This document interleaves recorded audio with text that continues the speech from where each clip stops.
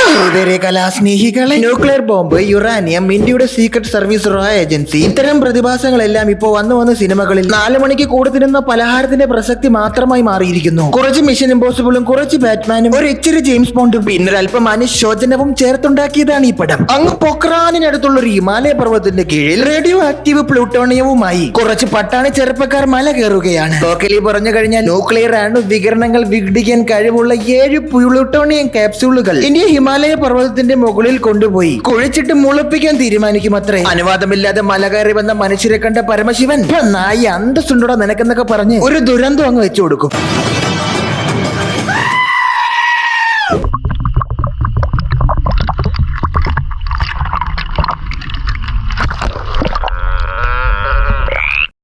Supplement ഒക്കെ അടിക്കുന്നവന്റെ മൊത്തം ഞരമ്പായിരിക്കും ഇങ്ങനെ പിടിക്കാൻ. എന്റെ കണ്ട ഒരു ഞരം പോലും ഇല്ല. അതൊക്കെയാണ് നാച്ചുറൽ അതിൻ്റെതായിട്ടുള്ള ലിമിറ്റേഷൻസ് ഉണ്ട്. ഇങ്ങനെ ഞരം പണ്ടും കിടത്തിരിക്കും.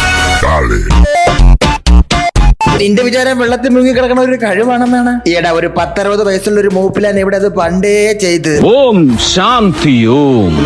How are you? I am under the water. Please help me. Here too much raining. So guys, ആരൊക്കെ ഒരു ടീമുണ്ട്. He is an unknown raw agent. പല രൂപത്തിലും ഭാവത്തിലും വേഷം മാറി നടക്കുന്ന 4 പേർ, അങ്ങനെ മൊത്തം 5 പേർ. കൂട്ടത്തിലും മിടുക്കി ഇവളാണ്. ഹാക്കർ. തൽക്കാലം ഇന്റർനാഷണൽ അസൈൻമെന്റ് ഒന്നും കിട്ടാതിരിക്കെ കെട്ടിയ പട്ടിക്ക് കൊട്ടത്തേങ്ങ വലിയ കാര്യമൊന്നും പറഞ്ഞ് മാഫിയ ശശിയുടെ മോനെയൊക്കെ എടുത്തിട്ട് ഇടിക്കും. കൊച്ചു ഫൈറ്റ്, കൊച്ചു ഹാക്കിങ്, കൊച്ചു ചേസ്.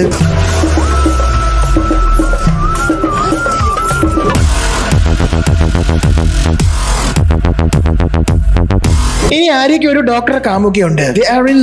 ആകാശം പോലെ അകലെ അരികത്തായി കിം കിം കിം കിം കിം കിം കിം വരാത്തതെന്ത് ബഹുമാനിക്കാശീലിക്കണോ? So guys, മഞ്ജു മാമിയാണ് ഇതിലെ നിക് ഫ്യൂരി, ചീഫ് ഓഫ് റാ. Now meet this പൊണ്ടാട്ടി, a പട്ടുവസ്ത്രമണിഞ്ഞ വീട്ടുകാരി, but night on the duty as a honey trap. ഇവൾ രാവിലെ രേവതിയും രാത്രി രേണുസുതിയും. I mean സബ്സ്ക്രിപ്ഷൻ ഒന്നും അല്ല, ഇവൾ ഒരു പഴയ റോ ഏജന്റ് ആയിരുന്നു. ചുന്ന കുരുത്തക്കേട് കാണിച്ചതിന്റെ പേരിൽ പാകിസ്ഥാൻ ജയിലിലാകുന്നു. അവിടുന്ന് ഇവളെ വില്ലന്മാർ രക്ഷിക്കുന്നു, റിക്രൂട്ട് ചെയ്യുന്നു. ശേഷം ഇവൾ മനസ്സില്ലാ മനസ്സോടെയാണെങ്കിലും വില്ലന്മാർക്ക് വേണ്ടി ഹണി ട്രാപ്പ് ചെയ്യുന്ന ഒരുത്തിയാണ്. അവളുടെ വലയിൽ ഒരു ആർമി ചീഫ് അങ്ങനെ വീണിരിക്കുകയാണ്. ഓക്കെ, ഇനിയാണ് നമ്മുടെ സുപ്രീം സ്റ്റാറിന്റെ എൻട്രി. വാങ്ങിക്കടാ സുമ്മ.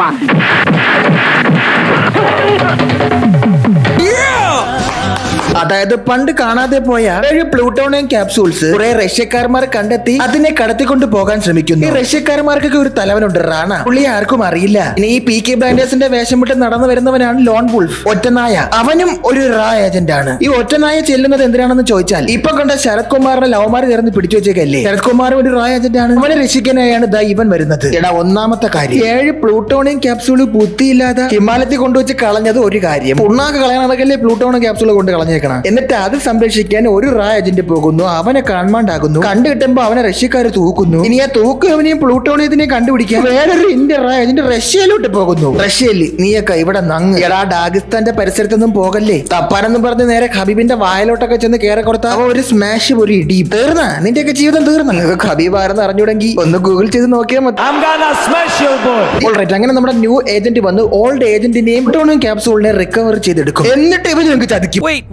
സംഭവം അവൻ കൊടൂര് വില്ലനായ റാണയുടെ ആളായിരുന്നു അത്രേ. എടെ, ഇതെന്തോന്ന് ഇന്ത്യ റോയലുള്ളവന്മാരെല്ലാം ഇങ്ങനെ തലയിരിഞ്ഞു പോണ എന്ത് ഇത്ര ഈസി ആയിട്ട് രാജ്യദ്രോഹം ചെയ്യണവന്മാരാണ് റോയലൊക്കെ റിക്രൂട്ട് വെച്ചേക്കണ. ഈ സിനിമയിൽ തന്നെ 5ാമത്തെ ആളാ കണ്ടേ. എന്നെ പോലുള്ള നീചന്മാരോട് പൊരുതി നിൽക്കാൻ പറ്റില്ല സക്കീർ ഭായി. നിങ്ങൾക്ക് തീർന്നില്ല. ഇനി ഇത്രയും നാള് ലോക്കൽ വർക്കൊക്കെ പിടിച്ചു നടന്നിരുന്ന റോ ഏജന്റ് ആയ നമ്മുടെ ആര്യക്ക് അവന്റെ ആഗ്രഹം പോലെ മഞ്ജു മാമി ഒരു ഇന്റർനാഷണൽ അസൈൻമെന്റ് അങ്ങ് കൊടുക്കും. അതായത് നേരെ പോയി മിസ്റ്റർ എക്സ് എന്ന് പറയുന്ന നമ്മുടെ ശരത്തണനെയും കണ്ടുപിടിച്ച് പ്ലൂട്ടോണിനെയും കണ്ടുപിടിച്ച് വില്ലനെയും പിടിച്ച് എല്ലാം ശുഭമാക്കി തിരിച്ചു വരാൻ നേരെ റഷ്യയിലോട്ട് ചെല്ലാൻ. അത് മാത്രമല്ല, അവിടെ വെച്ച് ഒരു വലിയ നഗ്ന സത്യം കൂടി നമ്മുടെ മഞ്ജു വാര്യർ ഇവനോട് പറയുകയാണ്. ഇവന് കളഞ്ഞുപോയ തന്തയാരെന്ന് അറിയില്ലായിരുന്നു. ഒരു ചെറു പ്രായത്തിൽ ഇവന്റെ തന്തയെ നഷ്ടമാകുകയാണ്. ആരാണ് ആ തന്തയെന്ന് അറിയാമോ? അത് നമ്മുടെ മിസ്റ്റർ എക്സ് ആണ്, ശരത് കുമാർ. ബട്ട് ഇവന്റെ തന്തയുടെ ഹേറ്റാണ്. എനിക്ക് എന്തിനാണെങ്കിലും ഒരു തന്തയും മക്കളും കൂടെ വേറെ പിരിയുന്ന ഒരു കോമഡി സിറ്റുവേഷനിലൂടെയാണ്. രാജസ്ഥാൻ മരുഭൂമി കൊണ്ട് റോളർ കോസ്റ്ററിൽ കയറ്റാമെന്നും പറഞ്ഞ് കുട്ടികളെയും കൂട്ടി ഒരു വിനോദയാത്ര നടത്തുന്ന നമ്മുടെ മിസ്റ്റർ എക്സ് ഓണ വഴിക്ക് മൂത്രവയ്ക്കാൻ കുത്തിരുന്ന ഒരു കുട്ടിയെ വണ്ട് കയറ്റി കൊല്ലും. കയ്യബദ്ധം പറ്റിയതാണെങ്കിലും പുള്ളിക്ക് എന്റെ സന്തോഷമൊന്നും മുഖത്ത് കാണാതിരിക്കവേ അതുവഴി കടന്നുപോയ നക്സൽ ഗ്രൂപ്പ് ഇത് കണ്ട് അവിടെ നിർത്തി an eye for an eye, ഒരു കണ്ണിന് വേണ്ടത് ഒരു മൂക്ക്, ഈ കുട്ടിക്ക് പകരം നിന്റെ കുട്ടി എന്നും പറഞ്ഞ് മിസ്റ്റർ എക്സിന്റെ 2 കുട്ടികളെയും തട്ടിയെടുക്കും. കുട്ടിയെ ചോദിച്ചത് അപ്പൊ തന്നെ രക്ഷപ്പെട്ട് പണ്ടാരോ എന്ന് പറഞ്ഞു അയാളെ പിള്ളേർ ഉപേക്ഷിച്ച് കാർ കയറി അങ്ങ് പോകും. ഇതിലെ കോമഡി എന്തെന്നാൽ തട്ടിക്കൊണ്ടുപോയ 2 പിള്ളേരെയും തൊട്ടപ്പുറത്തുള്ള സൗഹൃദ ജംഗ്ഷനിൽ ഇറക്കി വിടും. ഈ സമയം അങ്ങാരെയും ടീം റഷ്യയിൽ എത്തിയിരിക്കുകയാണ്. എടേ റഷ്യ അമാര ദോസ്തൊക്കെ തന്നെ, അത് സത്യം. നമ്മൾ അവരെ ക്രൂഡ് ഓയിലൊക്കെ വാങ്ങണമെന്നും പറഞ്ഞ് അവിടെ കയറി ഇമാതിരി പരിപാടി കാണിക്കാൻ പോയല്ലേ. അവന്മാര് സോവിയറ്റ് യൂണിയൻ കാലത്ത് പൊട്ടാതെ നടന്ന തുരുമ്പുടിച്ച ബോംബൊക്കെ എടുത്ത് തലയിട്ട് പൊട്ടിച്ചേരും. പിന്നൊരു കാര്യം, അമേരിക്കക്കാരന്മാർക്ക് മാത്രമല്ല ലോകത്തെല്ലായിടത്തും കയറി ഇടിക്കാൻ പറ്റണം. നമ്മ ഇന്ത്യൻസ് വിചാരിച്ചാലും ചിലതൊക്കെ നടക്കും. എന്തായാലും ആരെയും ടീമും ഒരു അസാൾട്ടോട് കൂടി അവരെല്ലാം കീഴ്പ്പെടുത്തും.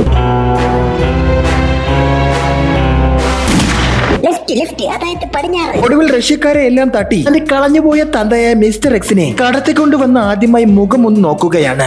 എനിക്ക് ഇങ്ങനെ ഒരു തന്തയെ അപ്പോ അവിടെ ഒരു ചിന്ന ട്വിസ്റ്റ്. ശരിക്കും ഇത് ആരാണെന്ന് അറിയാമോ? ചെറുതുളസി. അതെ, അന്ന് കളഞ്ഞുപോയ അവന്റെ അനിയത്തി.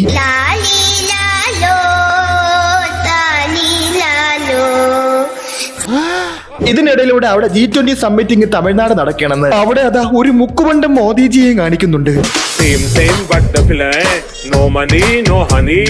Good boy go to Ayodhya, bad boy go to Bangkok. അങ്ങനെ നമ്മുടെ മുക്കുമണ്ടം മോദിജിയോട് മഞ്ജുമാമി കാര്യങ്ങളെല്ലാം പറയുകയാണ്. ഇവിടെ ആദ്യം ഒരുത്തം പോയി, അവനെ തിരക്കി വേറൊരുത്തം പോയി, അവനെ തിരക്കി വേറൊരുത്തം പോയി. അങ്ങനെ പോയവരൊക്കെ അവിടെ പെട്ടുപോയി. പക്ഷെ ഇപ്പൊ പോലും തിരിച്ചു വന്നിട്ടുണ്ടെന്ന്. ബട്ട് അൺഫോർച്ചുനേറ്റ്ലി മോദിയും ടീമും ഇതൊന്നും വിശ്വസിക്കൂല. അവരെ പിടിച്ച് അറസ്റ്റ് ചെയ്യാൻ പറയും. അതേസമയം രാജ്യദ്രോഹിയായ റോ ഏജന്റ് തിരിച്ചു വരികയാണ് ഗൈസ്. അവൻ വന്ന് ഇവക്കടെ ചെവിയിൽ ഗണ്ണ് വെക്കും. എന്നിട്ട് പ്ലൂട്ടോണിയം കട്ട കൊടുക്കാൻ പറയും. ബട്ട് ബേസിക്കലി പോക്കറ്റ് അടിക്കുന്ന പോലെ റോ ഏജന്റിന്റെ പ്ലൂട്ടോണിയം കൊണ്ടുപോകാൻ പറ്റില്ലല്ലോ. എന്നെ കൊല്ലാൻ ധൈര്യമുള്ളവർക്ക് എന്റെ മുന്നിൽ വന്ന് എതിർക്കാം.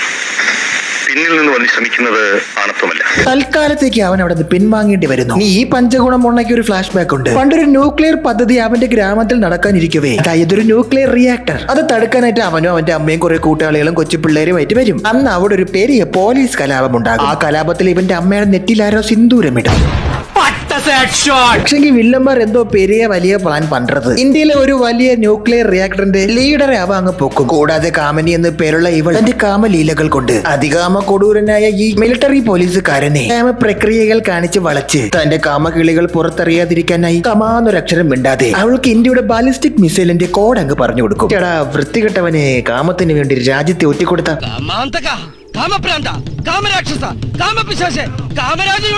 മീൻവെയിൽ മിസ്റ്റർ എക്സിന് പകരം കിട്ടിയ പെണ്ണിനെ ഇവിടെ കൊണ്ടുവന്ന് ഇവന്റെ അനിയത്തി എന്നും വിചാരിച്ച് ഇവളോടൊപ്പം താമസിപ്പിക്കും. എന്നിട്ട് പ്രധാനമന്ത്രിയുടെ ഉത്തരവ് പ്രകാരം വീട്ടുതടങ്ങളിൽ ഇരിക്കുന്ന നമ്മുടെ നായികയെ മഞ്ജുമാമിയെ രക്ഷിക്കാൻ ഇവരെല്ലാം കൂടി അങ്ങോട്ട് ഓടിച്ചില്ലും. എന്നിട്ട് അവിടെ കിടന്ന് തന്റെ അഷ്ടവിദ്യയെല്ലാം കാണിച്ച് മഞ്ജുമാമിയെ ആര്യമോൻ രക്ഷിക്കും.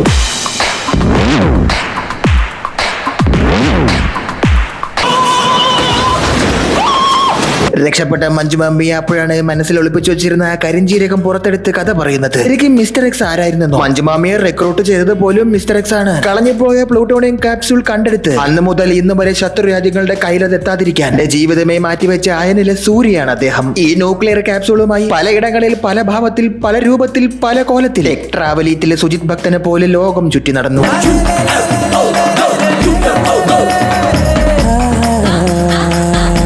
അല്ല, ഇതിൽ എന്റെ സംശയം പ്ലൂട്ടോണിയം ക്യാപ്സ്യൂലൊക്കെ അച്ഛനെ ചിതാഭസ്മം കൊണ്ടുപോകണ പോലെയാ കൊണ്ടു നടക്കണത്. കാറിന്റെ ആരടാ പ്ലൂട്ടോണിയം ഡിവൈസ് കൊണ്ടുപോകണ? ഇത്രക്കും സിമ്പിൾ ആണ് മിസ്റ്റർ എക്സ്. അങ്ങനെ ആ ന്യൂക്ലിയർ ഡിവൈസുമായി രാജസ്ഥാനിലൂടെ റോസ് മിൽക്ക് കുടിക്കാൻ പോണ വഴിയാണ് ഒരു കുട്ടിയെ തട്ടുന്നതും തട്ടിയ കുട്ടിക്ക് പകരം ഈ 2 മുണ്ണകളെയും തട്ടിക്കൊണ്ടു പോകുന്നതും. എടാ, അത് നിന്റെ സ്വന്തം പിള്ളേര് എന്റെടാ. അതായത് നീയും പിള്ളേരെ പിടുത്തകാരമല്ല തന്നെ. അവാർഡ് കിട്ടിയതാണ് നിനക്ക് ആ പിള്ളേരെ. സംഭവം പുള്ളി ഒരു തികഞ്ഞ പാട്രിയോറ്റ് ആണ്. അതിനുശേഷം ആ സാധനം അങ്ങനെ രാജസ്ഥാൻ മരുഭൂമിയിൽ കുഴിച്ചിട്ട് ജീവിതകാലം മുഴുവൻ ഒരു സ്നൈപ്പർ വെച്ച് ഇങ്ങനെ ഇരിക്കവേ വെടിയുണ്ട് അങ്ങനെ മരിച്ചു എന്നൊക്കെയാണ് ഇവര് പറയണ. മീൻവെയിൽ ഇവരുടെ ഗ്രൂപ്പിൽ ഒരു കറുത്ത ആടുണ്ട് ഗൈസ്. ഇവൻ കൂടെ നിന്ന് ചതിക്കുകയായിരുന്നു. ഇവിടെ ഇത് നടക്കുമ്പോൾ തൊട്ടപ്പുറത്ത് മറ്റൊന്ന് നടക്കും. ഇവൻ കയറി ലവൾ അറ്റാക്ക് ചെയ്യും. സംഭവം അവന്റെ അനിയത്തിയാണെന്നും പറഞ്ഞൊക്കെ ഇവിടെ കയറിയത് ആരെയുടെ അനിയത്തിയൊന്നും അല്ല ഗൈസ്. അവള് നമ്മുടെ വില്ലന്റെ ഗ്രൂപ്പിലുള്ള ഒരുത്തിയാണ്.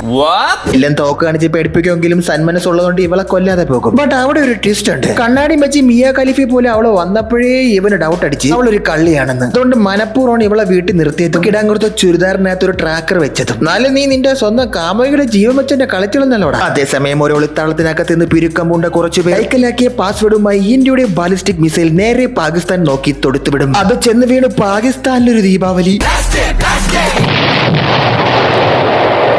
ഇതറിഞ്ഞ മുക്കോണ്ടം മോദി നേരെ പാകിസ്ഥാനെ വിളിച്ച് അറിയാതെ പറ്റിപ്പോയതാണ്, നിങ്ങൾ ക്ഷമിക്കണമെന്ന് പറയും. ഇത് കേട്ട പാകിസ്ഥാൻകാരെ അറിയാതെ പറ്റിയത്, ബാലിസ്റ്റിക് മിസൈൽ എടുത്ത് ഉച്ചയിലിട്ട് എന്നിട്ട് അറിയാതെ പറ്റിയത്. എന്നോടൊക്കെ നമ്മളെ ചീക്കിട്ട് യുദ്ധം പ്രഖ്യാപിച്ചിരിക്കുന്നു. സാറേ ജോർജ്, മരിപ്പിനുള്ള വടയും ചായ ഞാൻ തരുന്നുണ്ട്, ഇപ്പോഴല്ല പിന്നെ.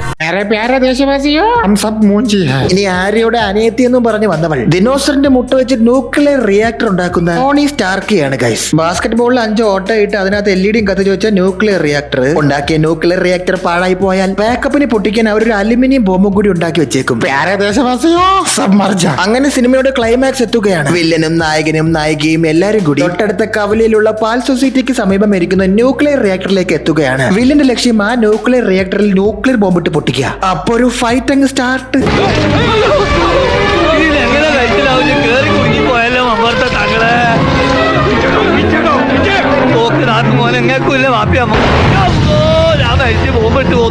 നമ്മുടെ ഹണി ട്രാപ്പ് കാമിനി പിന്നെ കളം മാറ്റി ചവിട്ടി കേട്ടോ. അവള് മാനസാന്തരപ്പെട്ട് ഇന്ത്യയിലൂടെ ചേർന്ന് ഒടുവിൽ ഹിംസയും അഹിംസയും തമ്മിലുള്ള ഫൈറ്റ് ക്ലൈമാക്സിൽ എത്തുകയാണ്. നായകനും വില്ലനും കൂടി നേർക്കുനേർ നിന്ന് ഫൈറ്റ് ചെയ്യും.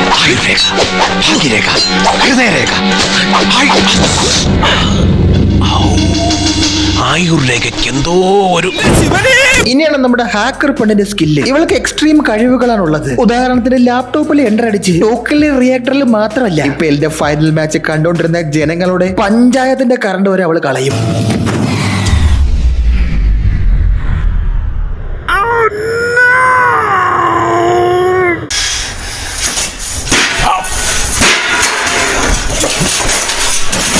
പിന്നെയും ലാപ്ടോപ്പിനെ ഫിംഗർ ചെയ്ത് ന്യൂക്ലിയർ ബോംബ് തന്നെ ഷട്ട് ഡൗൺ ചെയ്യും.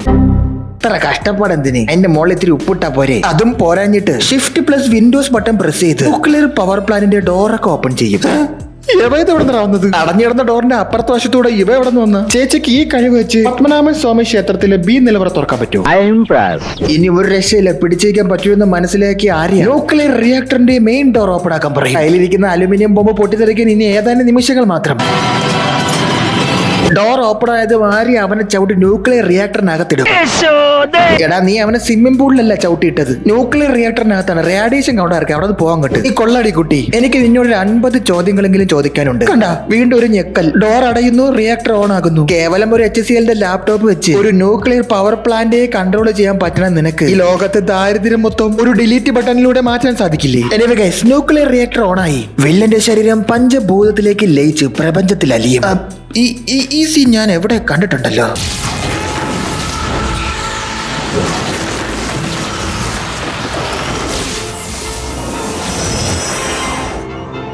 അതാണ് ആ സിമിലാരിറ്റി എനിക്ക് ഫീൽ ചെയ്തത്. ഇത് ഡോക്ടർ മാൻഹട്ടൻ ഫ്രം വാച്ച്മാൻ. എവനും ഇനി വല്ല സൂപ്പർ ഹീറോ ആയിട്ട് പുനർജനിക്കോ? തീർന്നില്ല, പൊട്ടാൻ 2 നിമിഷം ബാക്കിയുള്ള ആ ബോംബുമായി 15 മിനിറ്റ് യാത്ര ചെയ്ത് 10 മിനിറ്റ് കഴിഞ്ഞിട്ട് 2 മിനിറ്റ് ആക്കി പൊട്ടിത്തെറിക്കും.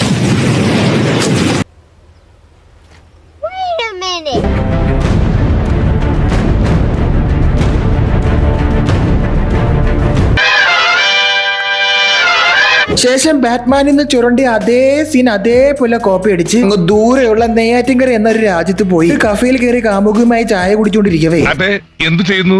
പഠിക്കുമ്പോ ഡാൻസിനും പാട്ടിനും ഒക്കെ ഞാൻ മിടുക്കിയായിരുന്നു. സമൂഹ ഗാനം വരെ ഞാൻ ഒറ്റയ്ക്ക് പാടിയിട്ടുണ്ട്. മഞ്ജുമാമി വന്ന് അതിനിടയിൽ ഇടപെടും. എന്നിട്ട് ഇവനോട് കുറച്ച് ഒറ്റയ്ക്ക് സംസാരിക്കണമെന്ന് പറയും.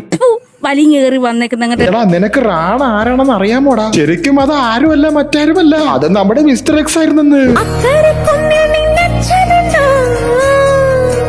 എനിക്കും ഈ ക്യാപ്സൂൾ കയ്യിൽ കിട്ടിയ ഇദ്ദേഹത്തിന് മനസ്സിലായി ഇതിന്റെ പൊട്ടൻഷ്യൽ എന്താണെന്ന്. വേറെ ഒരു രാജ്യസ്നേഹത്തിന്റെ പേരിൽ റോ ഏജന്റ് ആയിട്ട് ഇരിക്കണോ, ലോകം മുഴുവൻ കീഴടക്കുന്ന റാണയായി ഇരിക്കണോ എന്ന് അദ്ദേഹം തീരുമാനിക്കും. അങ്ങനെ ഒരു ഡബിൾ ഏജന്റ് കളിക്കുകയായിരുന്നു നമ്മുടെ മിസ്റ്റർ എക്സ്. ആ റാണയും ഞാൻ തന്നെ, ശരത് കുമാറും ഞാൻ തന്നെ, ആ മിസ്റ്റർ എക്സും ഞാൻ തന്നെ, സുപ്രീം സ്റ്റാറും ഞാൻ തന്നെ. ഇതിന്റെയൊക്കെ പിന്നിലുള്ള master brain real mister X വില്ലനായത് കാരണം ഇനി ആ ചുമതല പുതിയ മിസ്റ്റർ എക്സ് ആയ റെഡ് പവർ റേഞ്ചർ, അത് ആര്യ തന്നെ. ഇയാൾക്ക് താടിയിലും മുടിയിലും വിറ്റിലേക്ക് വന്നാടേ, മൊത്തം വെളുത്തിരിക്കുന്നു.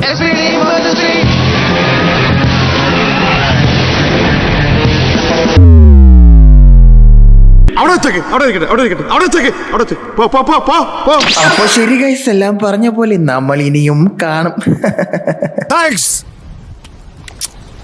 Love you.